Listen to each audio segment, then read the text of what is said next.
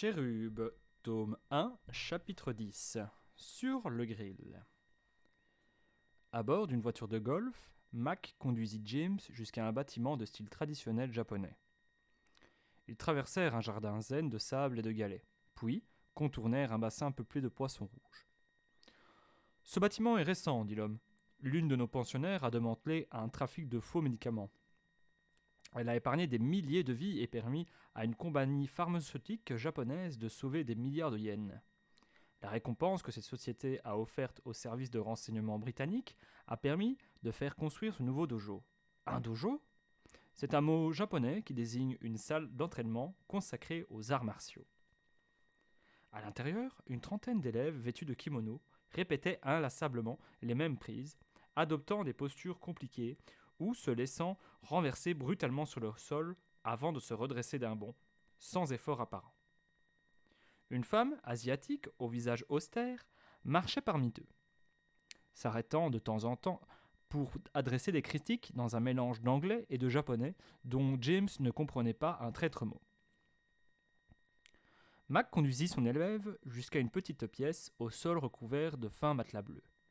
Un garçon brun et maigre, au regard vif, la taille de son kimono serré par une ceinture noire, y pratiquait des étirements. James le dominait de 10 bons centimètres. « Enlève tes chaussures, dit Mac. As-tu déjà pratiqué les arts martiaux ? J'ai pris 2 ou 3 leçons quand j'avais 8 ans. J'ai trouvé ça ennuyeux. Le gymnase était vieux et sale, pas comme ici. Je te présente Bruce, ton partenaire. » Le garçon s'inclina, puis lui tendit la main. James serra vigoureusement ses doigts osseux. Il était confiant. Ce gamin devait sans doute connaître une ou deux astuces d'autres techniques, mais sa petite taille et son faible poids jouaient en sa défaveur. « Voici les règles, » annonça Mac. « Le premier à gagner 5 manches remportera le combat. Vous avez le droit de mettre fin à une manche en criant « Je me soumets » ou en frappant le sol de la paume de la main. En outre, vous pouvez abandonner en déclarant forfait à tout moment.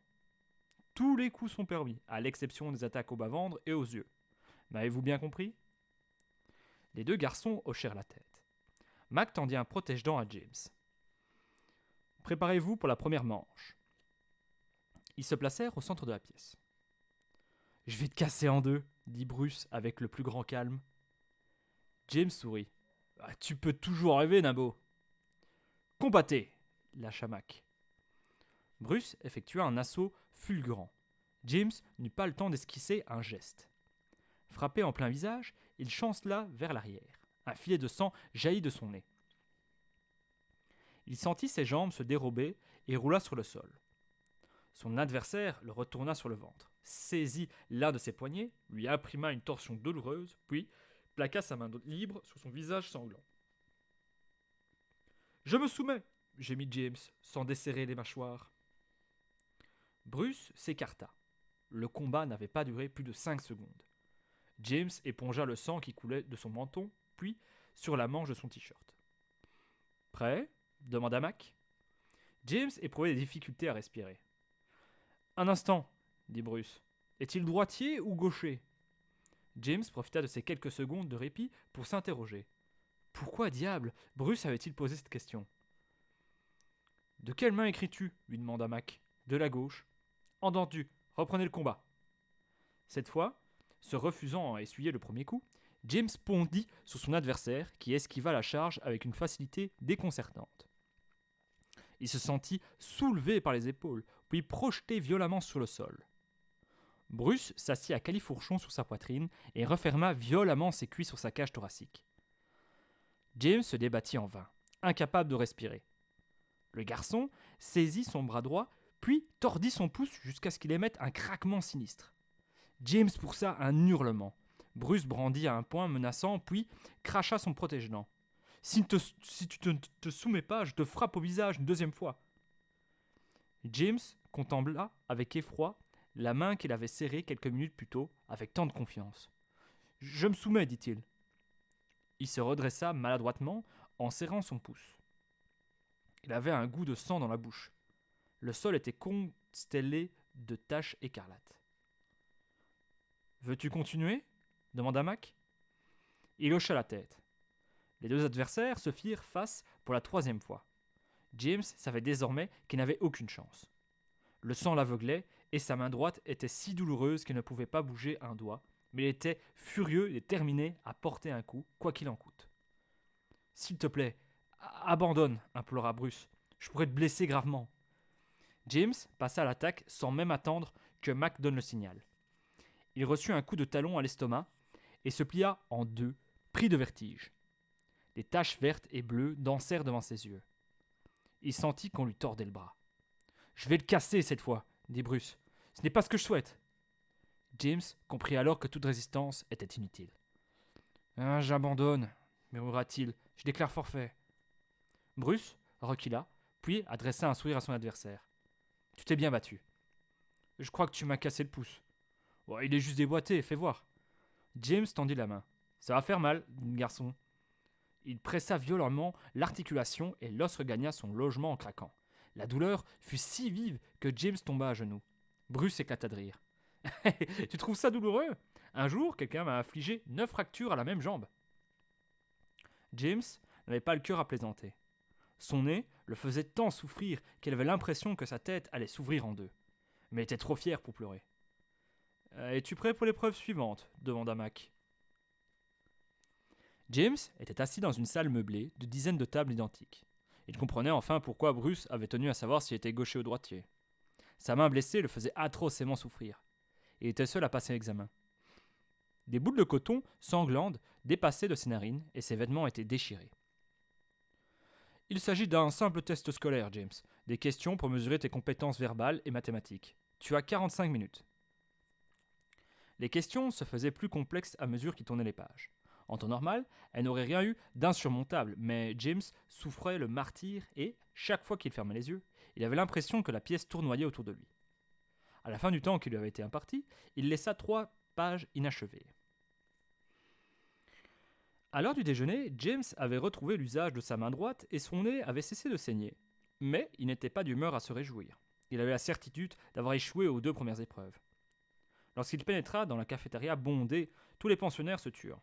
Il essuya 3 « Je ne parle pas aux oranges » avant que l'un d'entre eux ne pointe un index en direction des couverts.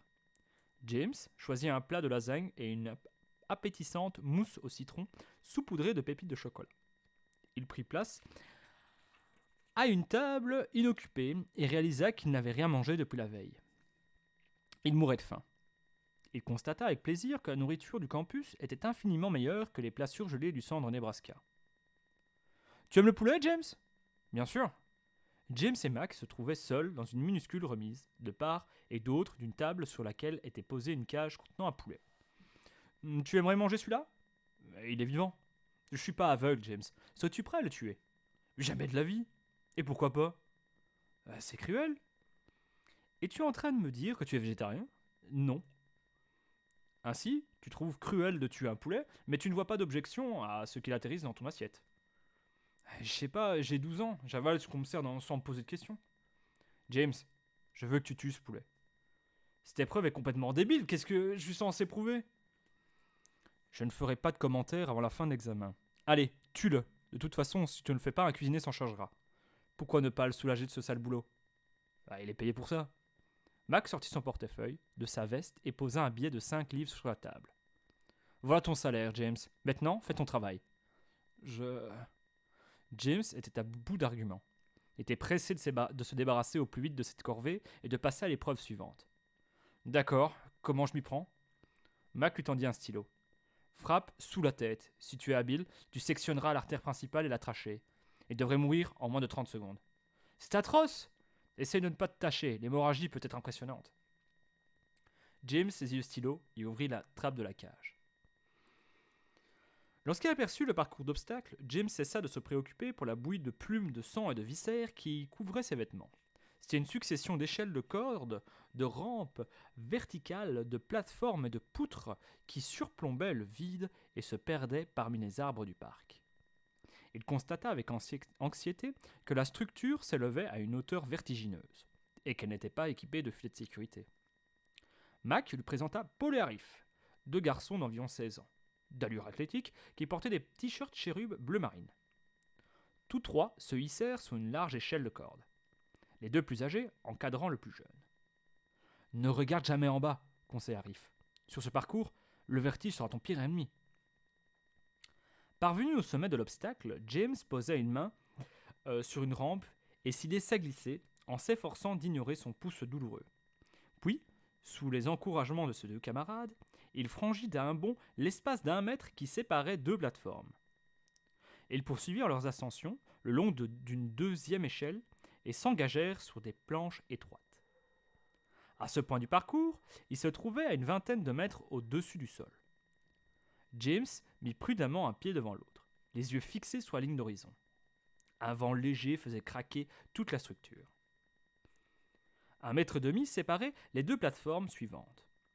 Franchir cet obstacle aurait été un jeu d'enfant au niveau du sol. Mais là, face à ces deux planchettes humides, perchées à cette hauteur effrayante, James se raidit. Arif prit un pas d'élan et bondit avec aisance au-dessus du vide. « Tu ne risques rien, dit-il. Allez, nous y sommes presque. » L'attention de James fut attirée par les cris d'un oiseau qui planait au-dessus de sa tête. Instinctivement, ses yeux suivirent sa trajectoire jusqu'au sol. Il réalisait alors dans quelle situation il se trouvait et sentit la panique le gagner. Il se tourna vers le ciel. Des nuages y glissaient lentement, lui donnant l'impression qu'il basculait en arrière. « Je peux pas rester debout, gémit-il. Je crois que je vais vomir. » Paul saisit sa main. « Allez, saute !»« Je peux pas. »« Bien sûr que si tu étais en bas, tu ne prendrais même pas d'élan. »« Mais je suis pas en bas !» rugit James. « Je suis coincé à 20 mètres de haut avec un mal de crâne insupportable, un pouce en compote et du sang de poulet plein mes vêtements. » Alors, il pensa au centre Nebraska, à ses couloirs sinistres, aux prédictions du sergent Davis concernant son avenir de criminel. Ce saut valait la peine d'être denté. Il pouvait changer sa vie. Il prit son élan. La planche vibra violemment lorsqu'il se réceptionna. Arif le ceintura pour le stabiliser, puis ils marchèrent jusqu'à la plateforme finale, encadrée de garde-fous. « Tu t'en sors comme un chef !» lui confia le garçon. « Encore un peu de courage. Nous n'avons plus qu'un obstacle à franchir. »« Quel obstacle ?» s'étonna James. « Nous n'avons plus qu'à descendre. » Il s'approcha du bord et remarqua les 2 crochets où aurait dû être fixée l'échelle de corde, mais elle avait été retirée. « On doit retourner sur nos pas ?»« Non, répondit Arif. Nous devons sauter. » James n'en croyait pas ses oreilles. « Inutile de t'inquiéter, contente-toi de te laisser tomber. Le matelas amortira ta chute. » James regarda en bas et aperçut un rectangle bleu taché de boue. « Et que fais-tu des branches d'arbres sur la trajectoire ?»« Oh, ça, ce sont toujours des branchages. Je te conseille quand même de ne pas t'y frotter. Tu pourrais récolter de méchantes coupures. » Arif plongea le premier. « Tu peux y aller !» cria-t-il après s'être réceptionné 20 mètres plus bas. James resta hésitant au bout de la planche. Paul le poussa dans le dos avant qu'il n'ait pu prendre sa décision. La chute dans la frondaison fut vertigineuse. Il atteignit le matelas avec un son mat. L'avant-bras zébré de rouge, là où une branche l'avait violemment fouetté. James n'avait jamais pu enchaîner 2 brasses sans boire la tasse. Il n'avait pas eu de père pour lui apprendre à nager et sa mère n'avait jamais mis un pied à la piscine à cause de son poids. Elle craignait qu'on ne se moque d'elle si elle osait apparaître en public vêtue d'un maillot de bain. James n'avait pratiqué la natation qu'une fois, dans le cadre d'une sortie scolaire. 2 enfants à qui il avait joué des sales tours l'avaient entraîné à l'endroit le plus profond du bassin et l'avaient abandonné. Le maître nageur avait dû le repêcher puis pratiquer le bouche à bouche pour le réanimer. Dès lors, il avait refusé d'enfiler un maillot de bain et passé toutes les leçons de natation à feuilleter des magazines dans les vestiaires. James se tenait au bord de la piscine, entièrement vêtu. « Tu dois plonger, attraper la brique qui se trouve au fond et nager jusqu'à l'autre bord, » dit Mac. James regarda la brique sous la surface scintillante et imagina ses poumons remplis d'eau chlorée. Il recula, la peur au ventre. « Je renonce, je ne sais pas nager. » James était de retour là où cette longue journée avait commencé, devant la cheminée, dans le bureau du docteur McCafferty. « Alors, fort bien. Selon toi, au vu de ces tests, crois-tu que nous devrions te proposer une place dans notre organisation ? » J'imagine que non. Tu t'es bien tiré de la première épreuve. Je n'ai même pas réussi à le toucher. Bruce est un expert en arts martiaux. Bien sûr, tu aurais pu réussir l'épreuve si tu étais parvenu à le vaincre, mais c'était hautement improbable. Tu as déclaré forfait au moment où Bruce t'a menacé de t'infliger une grave blessure. C'est important. S'infliger une telle punition par orgueil n'a rien d'héroïque. Mieux encore, Tu n'as pas exigé de te reposer avant de poursuivre l'examen et tu ne t'es pas plaint de tes blessures. Cette attitude démontre ta force de caractère et un désir sincère de faire partie de Cherub. Ce type faisait de moi ce qu'il voulait, je n'avais aucune chance. C'est exact, James. Au cours d'un combat réel, Bruce aurait pu t'envoyer au tapis en quelques secondes, t'assommer ou t'expédier dans l'autre monde. Tu as également obtenu un résultat honorable dans l'épreuve d'intelligence, exceptionnel en mathématiques, moyen pour le reste. Comment penses-tu être sorti de la troisième épreuve ? J'ai tué le poulet. Cela signifie-t-il que tu as réussi ? J'ai fait ce que m'avait demandé. Il s'agissait d'éprouver ton courage moral. Dans l'idéal, tu aurais dû tuer le poulet sans te poser de questions, ou refuser tout net. Je pense que tu ne t'es pas montré très brillant. À l'évidence, tu ne voulais pas tuer ce poulet, mais tu t'es laissé forcer la main. Je te mets la moyenne parce que tu as fini par prendre une décision et mener à bien ta mission. Tu aurais échoué si tu avais tergiversé ou si tu t'étais mis en colère. James était ravi d'avoir réussi les 3 premiers tests. Tu as brillamment accompli la 4e épreuve.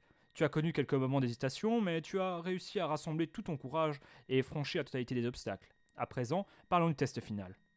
Là, j'ai échoué, c'est certain. Nous savions que tu ne savais pas nager. Si tu avais plongé et ramassé la brique, tu aurais obtenu la note maximum. Si nous avions été obligés de te repêcher, tu aurais démontré ton manque de lucidité, et tu aurais échoué. Mais tu as décidé que la tâche dépassait tes capacités, et tu as renoncé avec sagesse. C'est exactement ce que nous attendions de toi. Pour conclure, James, je t'annonce que tu as réussi l'examen. Je suis heureux de t'offrir une place à Cherub. Pour le moment, nous allons te reconduire au centre Nebraska, et tu nous donneras ta réponse définitive dans 2 jours.